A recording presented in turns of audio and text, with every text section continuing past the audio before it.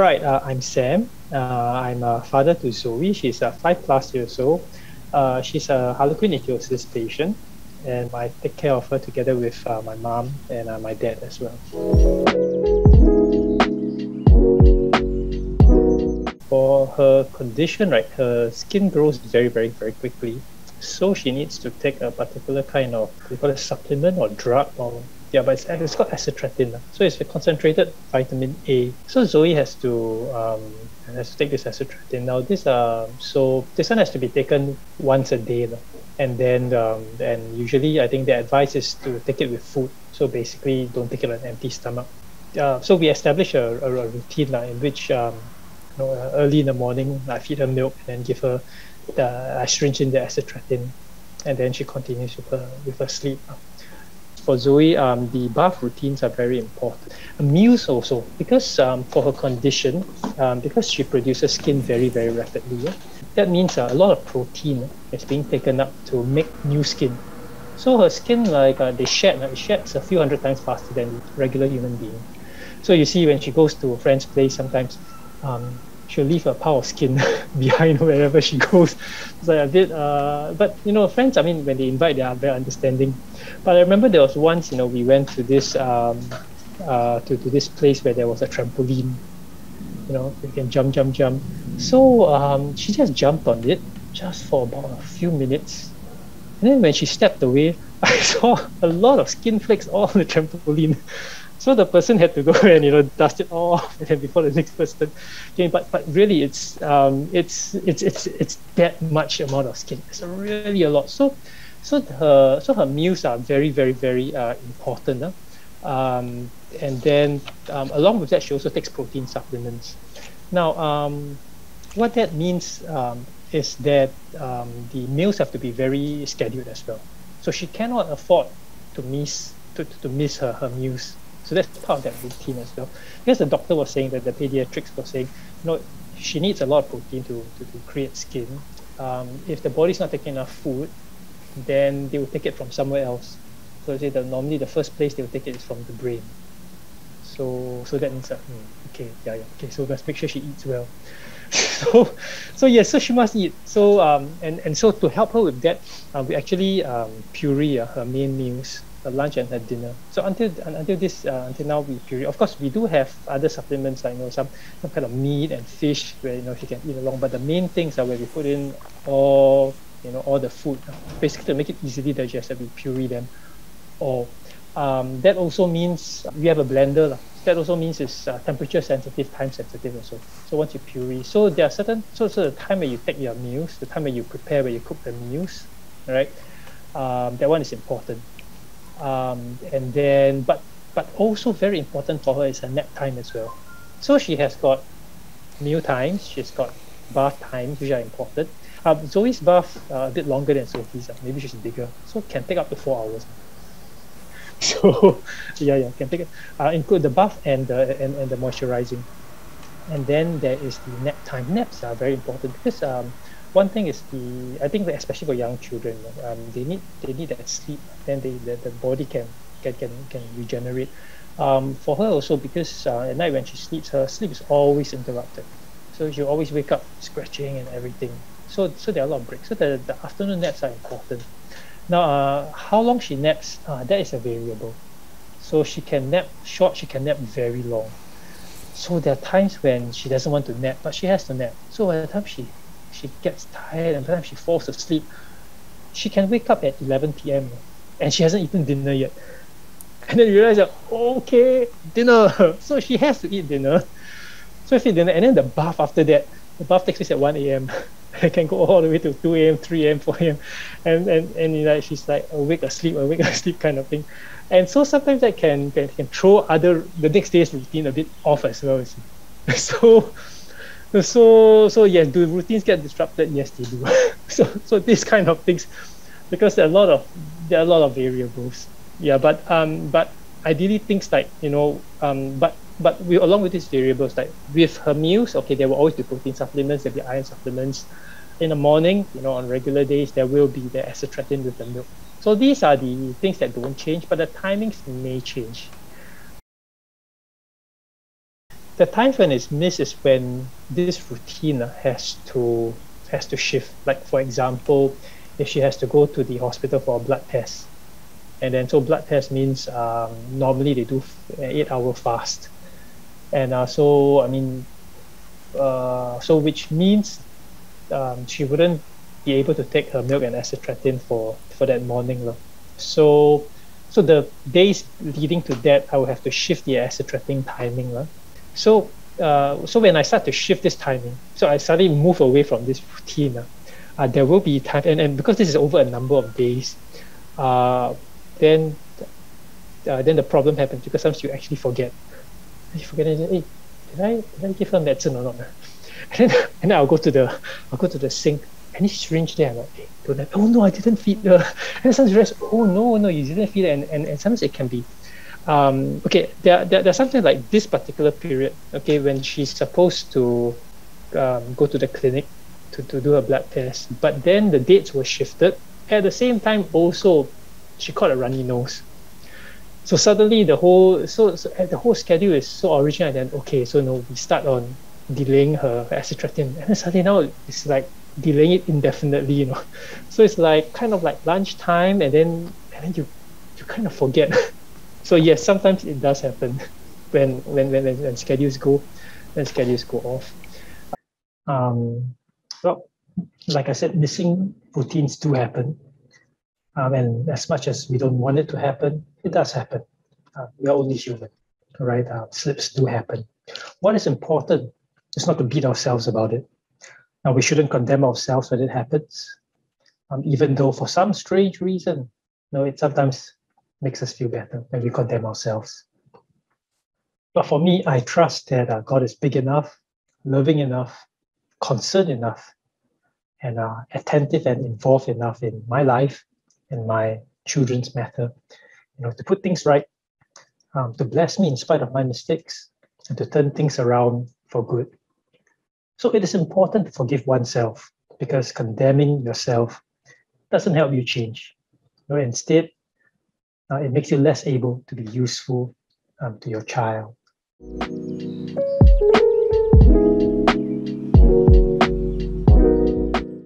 Well, actually, what happened was on the day of delivery, because she has two older siblings. So, and then we all delivered at the same hospital. So I kind of knew the procedure. I thought I knew the procedure, I mean, it was different, slightly different. It had changed, between my eldest to my second one, And then, but I remember, how it was almost the regular way. So I was also expecting this one to be the same, Then suddenly there was this message came. The nurse came and said, you have to wait outside the ICU. So I thought, is there something, is there something wrong? Something happened to the mother. So I waited at the ICU. I waited there, and no one was there, and no one was there to receive me. And then I asked a little bit. They said, "Oh no, it's actually the NICU. So that's for infants, neonatal." So I thought, so it looks like there's some complication. So I thought just a regular complication, because she was a full-term baby, cesarean. So I thought, okay. And then so I waited at the NICU. And then after that, then the nurse came out and said, don't be shocked, okay? So when they said the word, don't be shocked, I thought, looks like probably something serious. But the scans hadn't detected anything, you see. So I had no idea what it was like and whatever. So then when I went in to look at Zoe, if you have Googled images of Harlequin ichthyosis, then you see, so it's something similar to what you see in the pictures. So I cannot remember offhand what it was. There should have been some surprise, definitely, because you don't expect. I've never seen Harlequin ichthyosis infants, before. Maybe I had, but probably highly unlikely. You see. And but I think immediately there was. I very quickly recovered, because immediately inside the first thing was that I thought that I had to be strong, for the family, for the child. Yeah, but yeah. So I just thought maybe I had to be strong, and somehow inside, I do not know where I found it, but there was just a lot of love inside, for my child, for Zoe. And the first concern was actually my first question to the doctor was actually how is she feeling? Because the skin looked very dry, and it was under they were shining that light, that they do in the incubators, to heat up the. So I said, the skin looks a bit dry. I said, how is she? Is she in pain? How does she feel? Can she hear me? I asked her, and then so the moments that I had then, so I spoke with her. I wasn't sure whether I could touch her or not because the skin looked so. I don't know, can I touch the skin or not? Maybe, but so I spoke, and then but I think if you ask me what's the initial reaction, there might have been some surprise, maybe a bit of shock, but very quickly for me, it gave a way to a sense of love and strength. That was for me. There are times when there are little children, like usually the little ones, they say, "Ee, so smelly," you know. So it's actually very common. I don't blame the child because I think there's that very quick natural association. Something that looks strange, looks dirty, must be smelly. I think that time it happened when Zoe was still very young. So like Elaine said, not oblivious. So it's fine. So for me, it's So at the back of my head is now what do I do to help Zoe to be able to receive this kind of thing, because these are facts of life. It won't go away. There's no point shielding her from them because they will come from everywhere. See, there's just this limit of what you can shield. So more important is to build self-resilience. And I think very important is to build self-worth. As long as the child understands at the core, the people who are most important to me love me. As long as, I've been affirmed that I'm beautiful, I know that I've got love, I am love. It really doesn't really matter what insignificant other people think, because they're not significant because they don't invest in my life. They're just passerbys, you see. So it really doesn't matter, if passerbys misunderstand me. So I think I don't teach her this but basically just to build that core, that self-worth. So definitely there will be this kind. The interesting thing is the reaction of the parents, what they do. So there are the different types of parents. Some parents will try to pull their child away. Don't look, cover the eyes. Some are well-meaning. They try not to offend, so they don't want their child to talk too much, so they cover the mouth. Then they pull the child away. Or maybe it's just to keep the child away from things that are strange. So other parents, will actually talk with the child, and then you see them educating the process of education on the spot. But there are, like Elaine said, there are kind people around. Like I remember there was once when my parents was taking I think a Grab car or a Gojek car, and then there was a Malay driver, very kindly man. It was near Chinese New Year. So he saw her, and then after the end of the ride, he gave her a $10 ang pao. So the Malay driver during Chinese New Year, so he gave her a $10 ang pao. There was another time I was with Zoe, on the taking the train, just public transport. She was much younger than, probably 3 years old maybe. So I was with her on the train. I still remember it was at Bishan MRT, and this man came up to me, and he insisted on giving me an envelope, and there was money inside. I said, no, I don't, I'm fine, I'm good. But he insisted on giving it to me. I think it was about $100. So that kind of says, no, it's for you to buy her a present. That makes you happy. Zoe, if you look at her, Zoe is very outstanding. Her appearance. Well, you cannot miss her, and also because she doesn't have hands. Also, that's part of the secondary complication that came about because of full term. Normally, most other cases are premature, so their limbs are safe. But for her, she was full term. She does stay longer, so she lost her hand. So she's very unmistakable. You see immediately, So maybe people's first reaction to, "Are you so poor thing?" That kind. So I think it's, if you see the intention. So on one end, the little children, this is unfamiliar. So people fear what they're unfamiliar with, and so they react. So the reaction is based on their unfamiliarity. So I think the project that you are doing, as well as all the other teams, when they do this kind of awareness thing, these are very important because this actually we actually show society that we are actually very diverse. We are very different. We have all different kinds of needs. We don't necessarily look different. Not everyone looks different, but everybody has got some needs that are more special than others. Even regular looking people, you see. So I think we need a lot of more of this kind of. We talk about inclusive society. I think a lot of it has to do with understanding the diversity and understanding that the norm is actually not very normal. There's actually no such thing as the norm, if you think about it. Um, yeah. And yeah. So so if you ask, I mean, do we receive judgment and how do we cope with it? I think as long as society is not used, not aware, there's not enough of this kind of awareness, there will always be judgment.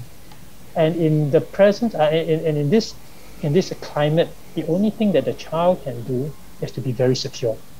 And security comes because the child knows that he or she is very loved. All right.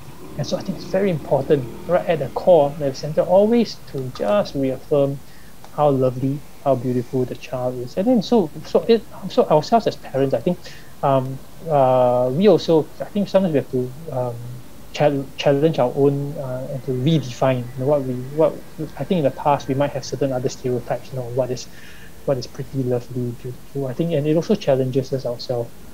And then from there we see, so what is beautiful. When I say, when you say to your child you're beautiful, it's not just because I want to comfort you, I just want you to feel better, but it's real. It has to be because I really believe, I really can see that you are beautiful, you see.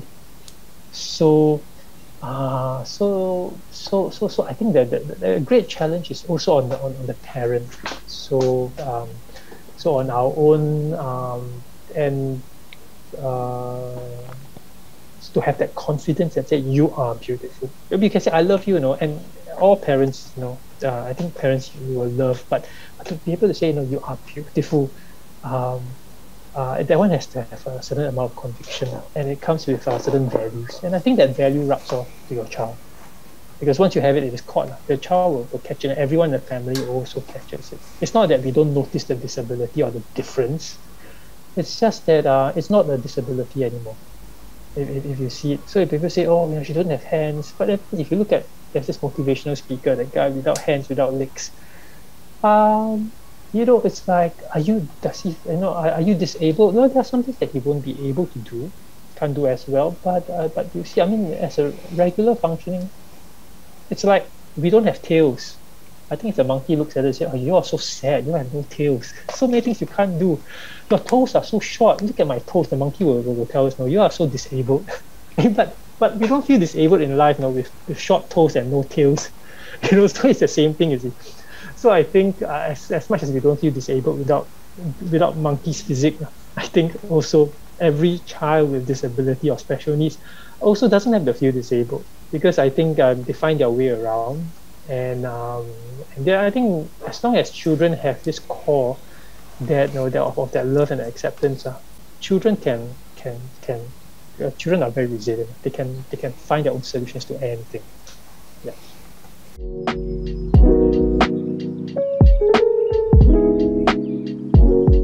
Sometimes the skin, there are fissures, there are cracks, so sometimes they can bleed.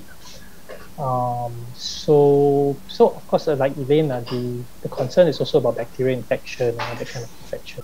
Some things I would tend to be more careful of, like for example, and also because for um, her eyelids are pulled back. So this is for harlequin-ichthyosis patients, they have very tight skin also. So the eyelids, when they pull back, they don't really close. And when they sleep, it's actually open. The eyes are open, a bit like fish. So we have to constantly moisturize the eyes. There's a concern whenever she plays, let's say, plays in the sand. So she does play in the sand. What happens if she rubs her eyes? That kind of thing. But her skin, we have discovered that she cannot touch soap because so she's sensitive to soap. and I think alcohol wipes also. So this kind of things I'll refrain. So it's like for her the top layer of the skin, the epidermis, that barrier is compromised really. So I think there are a number of things that she can be potentially sensitive to. So I've discovered that soap is definitely one of them, and I don't do alcohol wipes on her, hand sanitizers as well. So the activities, if you ask, I mean, I have done swimming already, but then have to be very mindful because immediately it's like after because the water is very drying, can be very drying to the skin. So immediately it's like there's that not really exactly a time bomb, but there's a countdown timer internally. So I need to quickly get her back home where I have all the bath oils and everything. So I need to really get her skin rehydrated again. So in that sense there is certain kind of restriction in that sense. So I wouldn't for me I wouldn't bring her to a place for swimming where I know I do not have all her bath things. So yeah, so these are some of the things that are more restricting. Other things, let me see. They are more secondary because for her it's because she doesn't have hands and fingers, so it's not really directly related to the skin. But I think for the skin one is mainly more different. Other things also, when she was growing up, because there's a lot of moisturizing, like for Elaine's case where you really moisturize all the time, so she tends to be a bit oilier. So that also means when she goes out, let's say if she has to, let's go indoor place and have to pick up shoes, so you're very concerned when she runs because she may fall, so that kind of thing. So because it's slippery and everywhere she steps you'll see oil prints, footprints of oil everywhere she goes. So yeah, so there are, it's a little bit more cautious also, and then when you carry her you have to be careful because you're more slippery. For me, another thing is using public toilets as well. So I'm a little bit because of the skin and everything, so I take more care when I bring her to the toilets. I will actually still carry her over the toilet bowl. I wouldn't let her in public toilet use the toilet seat unless places that are really clean, that kind. Yeah.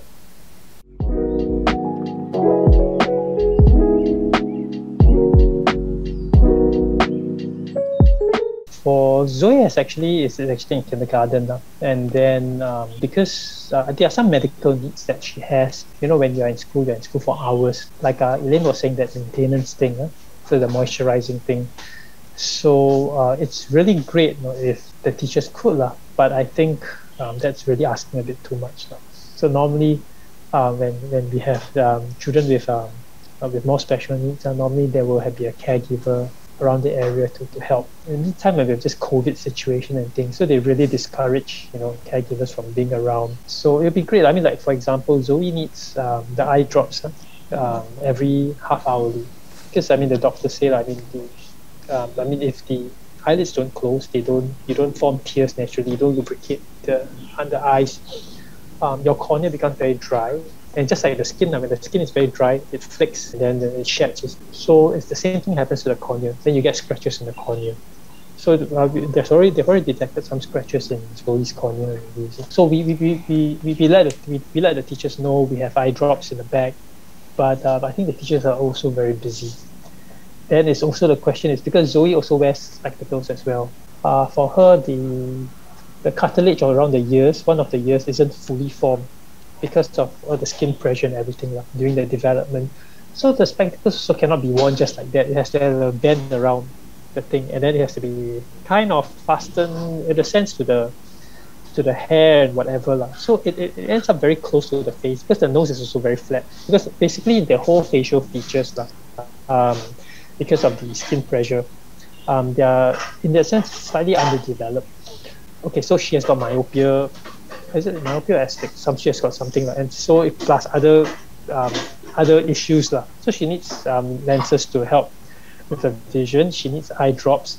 And then the thing is that the glasses are very close to the face. Sometimes the face has moisturizer. So sometimes, really, in the end, the glasses can all be very messy and dirty, and that doesn't help the vision. So it's like, okay, and then you need the teacher to help put eye drops. So if the teacher doesn't have the experience, doesn't know, so it's like, so I got that specs that is fastened to the face, and then how do I move the specs and then put eye drops? And then you do not want the eyedropper to touch the eye and damage the eye as well. So these are some of the things. Then what happens if, let's say, the skin bleeds? Definitely, then she needs to stop. One of the activities that she can't do probably is doing, children like do finger painting, that kind of thing. So she can't do that. So these are the kind of things now. So let's say if in the middle of some class work, and then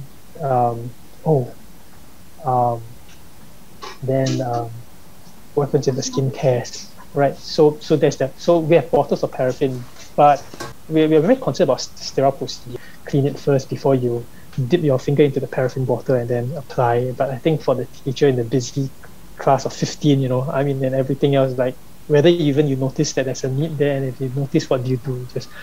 It's highly unlikely that someone who's untrained medically or unaware of this kind of needs will actually go and take the trouble to go to the toilet, wash hands with soap, maintain sterility before applying.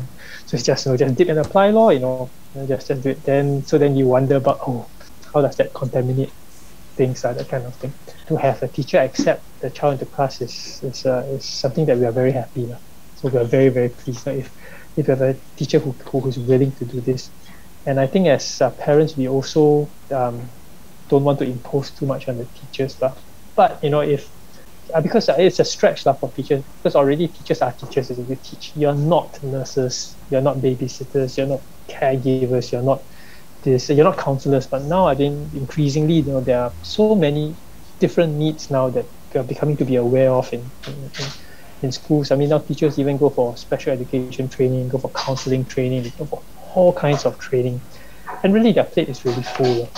So how can teachers help? I think teachers are doing a very good job already.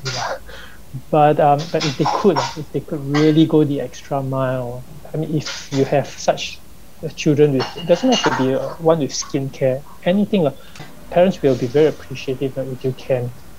We know it's going to be a stretch for you, but if you can take on the additional role that we need, in this case, it's very much like a nurse. For skin condition children, I think very much it's like a nurse, a nursing assistant, where so it's not just I just apply some things, but it's also how I apply, what I look out for. So that's what we need. For a child with autism, it's probably something else. It's not a nurse. It's something else. Probably coming in as a kind of a counselor or psychiatric, someone with some kind of psychiatric training kind of thing. But having that awareness and that ability to do, and to look out and don't feel like it's additional trouble. I have got this other things to take care of, these other children. This is an additional thing. So that's important, I think.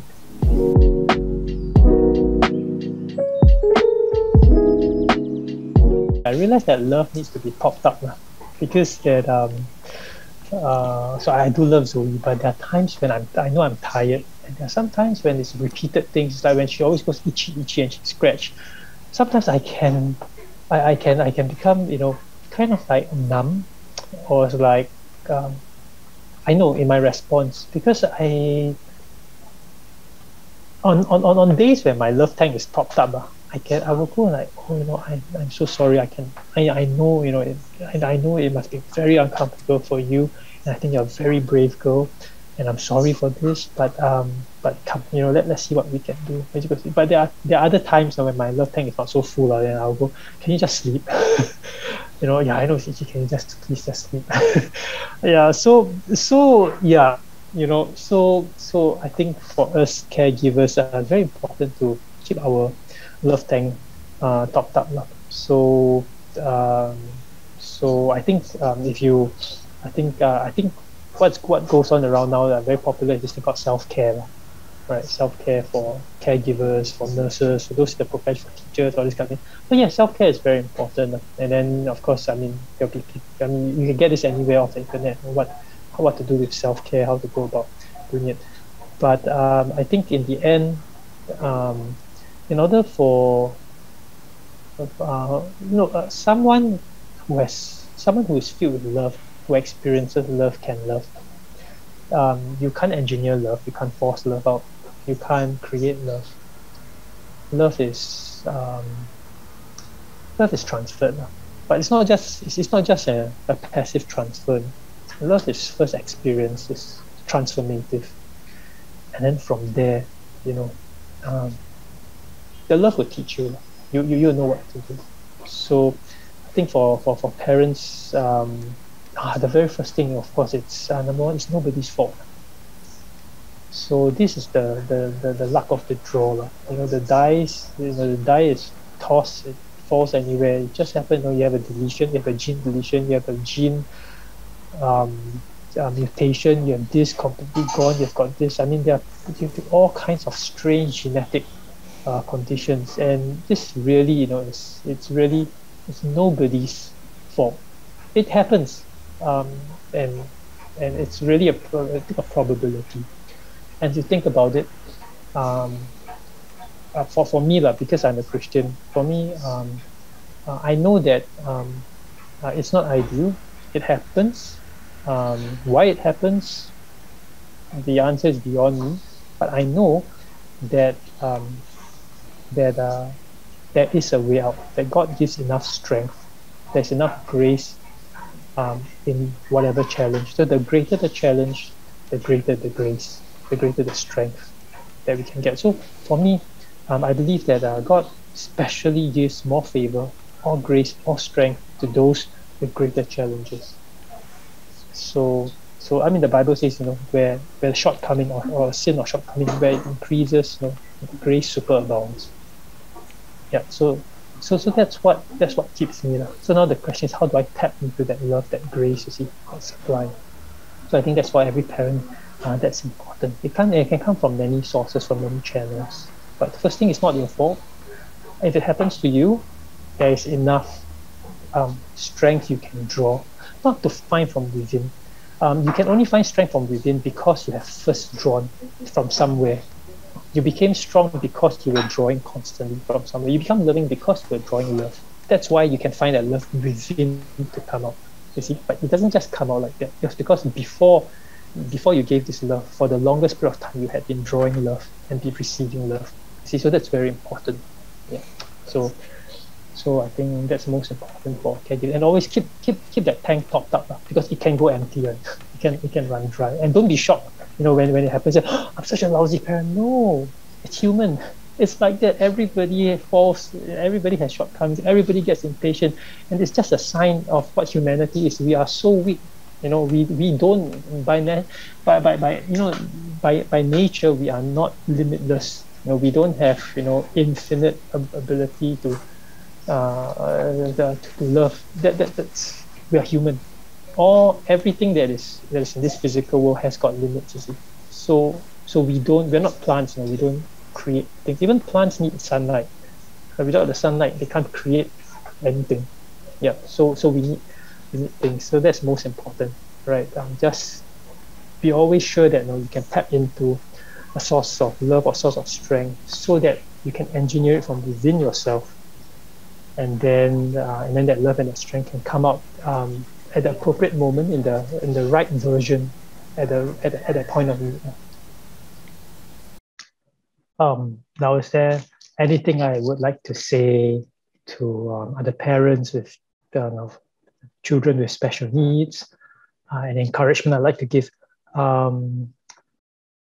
Well, I think one very important thing, besides love, right, is for parents, such parents to have within them hope. Now, hope is a confident expectation of good. Now, one of the defining characteristics of overcomers, like we have this Nicholas Vijusik, if that's how you pronounce his name.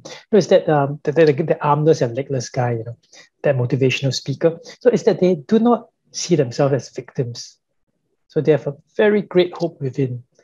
And like love and self-worth, hope is transferred from one to another.